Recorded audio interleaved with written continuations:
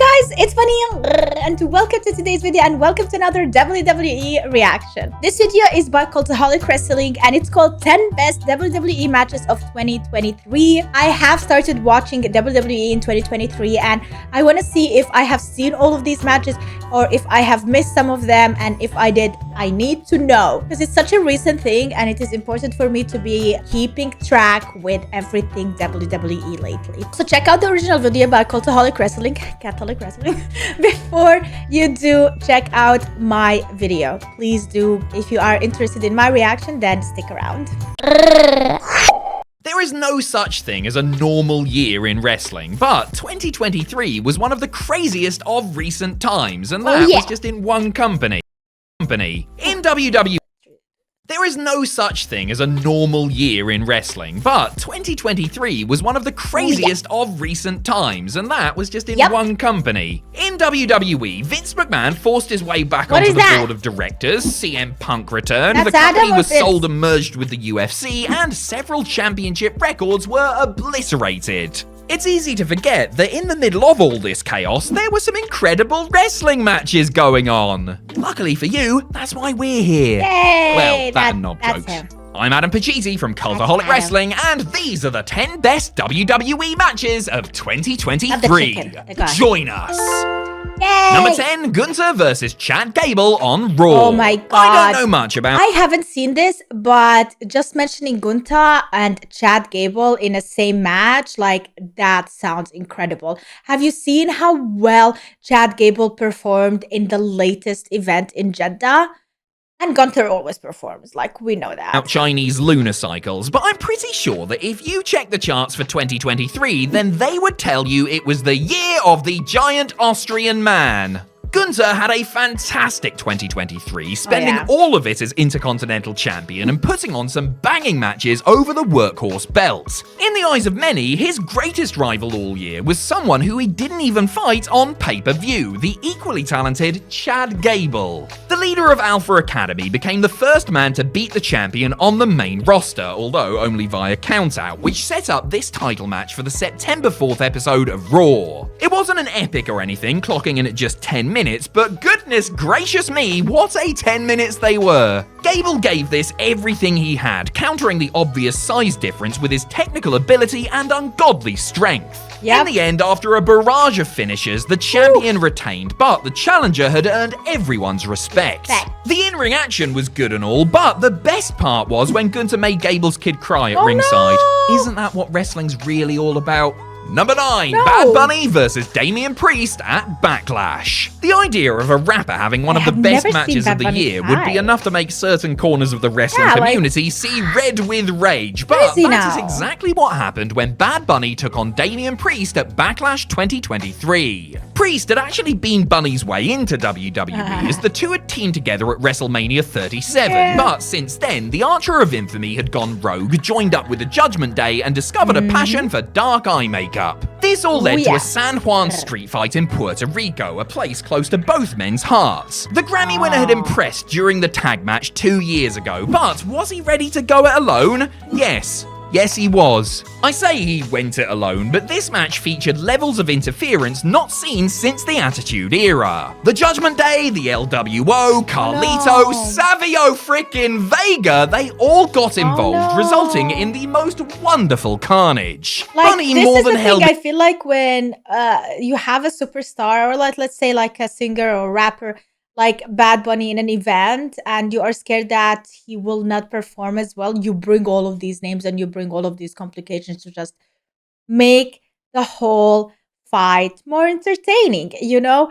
But yeah. His own, taking some seriously impressive bumps for a non-wrestler before striking the Destroyer to pin Priest in front of an electric hometown crowd. Number 8, Brock Lesnar versus Cody Rhodes at SummerSlam. The night after WrestleMania 39, Brock Lesnar turned heel by attacking Cody Rhodes. Why did he do this? Because, well, maybe it was, no, I have no idea. Not only did WWE not give a proper reason for Lesnar's betrayal, but they also stretched this rivalry out for 4 months. Just when everybody was ready to give up on the whole thing, the two had a great match at SummerSlam. Typical. The pair's third and final pay-per-view encounter was all about resilience. Lesnar repeatedly battered Cody, attempting to win via countout several times. However, driven by the power of truth, justice, and neck tattoos, Rhodes kept getting back up, much to the Beast's dismay. All of this meant that when Cody eventually started his comeback, the crowd were in the palm of his hand. He slowly but surely got the better of his opponent, even trapping him in his own Kimura lock, but finally overcame Lesnar with not one, not two, not four, but 3 crossroads. If anyone needed any reassurance that the American Nightmare was the top babyface in all of WWE, then this match did the job and then some. Also, Lesnar's shorts fell apart, which was funny. Number 7, Carmelo Hayes versus Ilya Dragunov at No Mercy. We're including NXT here because, to be honest, this match was so bloody good, it's impossible to ignore. As NXT No Mercy, which also saw a fantastic women's title match between Becky Lynch and Tiffany Stratton, Carmelo Hayes put his NXT Men's Championship on the line against Ilya Dragunov. Dragunov had failed to take the title from Hayes at the Great American Bash, but had come tantalizingly close. Now, he would fight for the title, having got the measure of his opponent, which Carmelo was absolutely terrified by. Both men's natural talent and strong characters basically made it impossible for them to have a bad match, and this was no exception. Fantastic athleticism, great facials, and then some brutally hard-hitting offense kept the NXT faithful on the edge of their seats until the challenger drilled the champion with an H-bomb to finally win the big one. Bad luck, Carmelo, but hey, you can't win them all. Yeah. Hey, at least you didn't eventually take out all your frustrations on your best friend Trick. Carmelo, wait! No! You did? Number 6, Becky Lynch versus Carmelo. Trish Stratus at Payback. Did anybody have Trish Stratus makes pretty much a full-time return to wrestling and has one of the best feuds of the year on their 2023 bingo cards? Wait, you did? Wow, you guys are good at this. Following her teaming and eventual betrayal of Becky Lynch, the Hall of Famer made the man's life a living hell, constantly costing her matches and even beating her at Night of Champions with help from her new minion, Zoe Stark.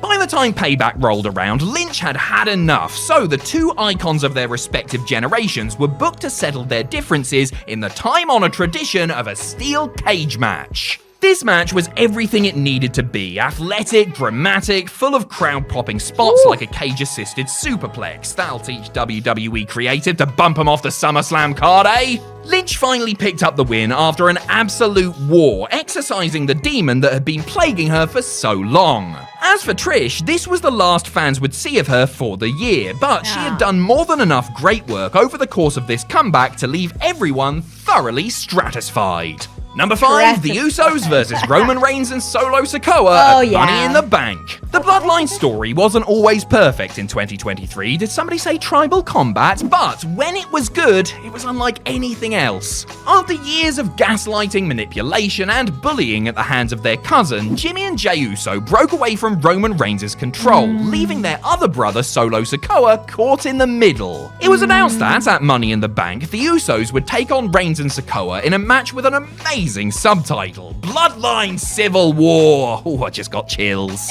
All 4 men involved in this titanic tussle were great wrestlers, but everything was elevated to new heights due to the context behind the moves. This felt like the culmination of so many different story strands, with callbacks to matches and moments as far back as 2020. The identical twins proved that blood is thicker than water, or in this case a different kind of blood, when they won the match, with Jey becoming the first person to pin Reigns since December 2019. Take that, Baron Corbin. An emotional climax worthy of such a grand stipulation. It's just a shame it all went to pot at the next premium live event. Number 4, Roman Reigns versus Sami Zayn at Elimination Chamber. Jimmy and Jey might have been the ones to beat Reigns, but the first member of the Bloodline to break away from the group was the least Samoan man of all time, Sami Zayn. Throughout 2022, Sami had slowly gained the trust of the group before finally being accepted into the fold. That all changed when the Bloodline set their sights on Kevin Owens, Zayn's best friend, leading to an all-time great pay-per-view closing angle at Royal Rumble, where Sami struck the tribal chief in the back with a chair. The stage was set. At Elimination Chamber, which would take place in his hometown of Montreal, Canada, Zayn would challenge Reigns for the undisputed Universal Championship, and this blockbuster announcement did not disappoint. Backed by a rabid crowd, Sami came within inches of victory multiple times. Ultimately, he was never gonna win, but the frizzy-haired superstar was so good that just for a second, he made us all believe.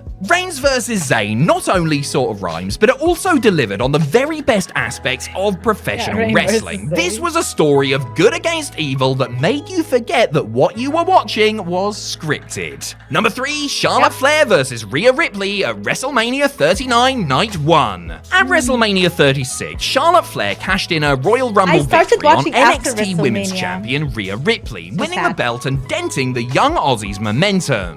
3 years on, Ripley, who had joined Damian Priest in the Eyeliner and Black Leather Club, won her own Rumble and used it to get some revenge. The Eradicator was good back in 2020, but had come a long way in a short space of time. As for the Queen, as annoying as she can be, she's also a bloody good wrestler. All of these ingredients came together to make a hearty stew of a match with big chunks of history floating in it and a side order of amazing wrestling. I think the food metaphor may have gotten away from me there, but you get what I'm saying, right? Both competitors had desire in their eyes for the entire stretch, laying each other out with big move after big move, constantly fighting to get back up and take the next one. It took a top rope riptide to finally keep Flair down for the count, as Ripley not only picked up the SmackDown Women's Championship, but also asserted herself as the force in WWE's women's division. Number 2, the Usos vs. Kevin Owens and Sami Zayn at WrestleMania 39 Night 1. For the first time since the very first one back in 1985, WrestleMania was main evented by a tag team match.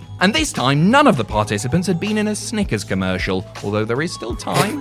Following his loss at Elimination Chamber, Sami Zayn managed to patch things up with his old pal Kevin Owens and reunite their team, challenging Roman's cousins, the Usos, for the undisputed tag team titles. Jimmy and Jay had been tag champs in some form or another for over 600 days, so that record was also on the line, as well as the stability of the bloodline. If Owens and Zayn could win, they would strike a major blow against the family unit. With so much history between all 4 men, particularly Sami and Jay, these sculptors of violence had plenty of clay from which to mold. The Mania 39 crowd hung on every second of action, cheering their heroes when they were on the offensive, wincing in horror when it looked like they might lose, but ultimately leaving happy when Zayn pinned Jay to seal the deal. I pity the fool that doesn't like this match. Number 1, Gunther vs. Sheamus vs. Drew McIntyre at WrestleMania 39 Night 2. WrestleMania Night 1's main event was good and all, but it was blown out of the water by another match around 24 hours later. Intercontinental Champion Gunther had famously retained over Sheamus in a great match at 2022's Clash at the Castle. At WrestleMania 39, Sheamus looked to right the wrongs of Cardiff and finally claim the belt, but he encountered resistance from an unlikely source. Shamu's old buddy Drew McIntyre had added himself into the mix, making the Mania match a triple threat. The Great White was understandably miffed at having to share the spotlight, which set the scene for something truly special.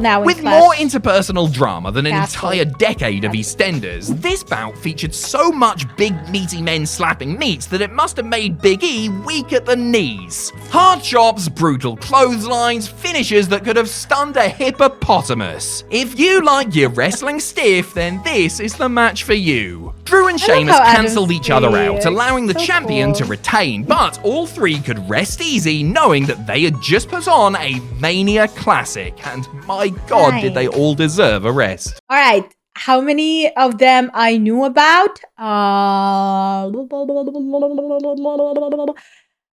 0. Oh my god. I literally started watching, I think after the end of April 2023 is when I started like really watching WWE, and at that time I wasn't even keeping up with the newest events.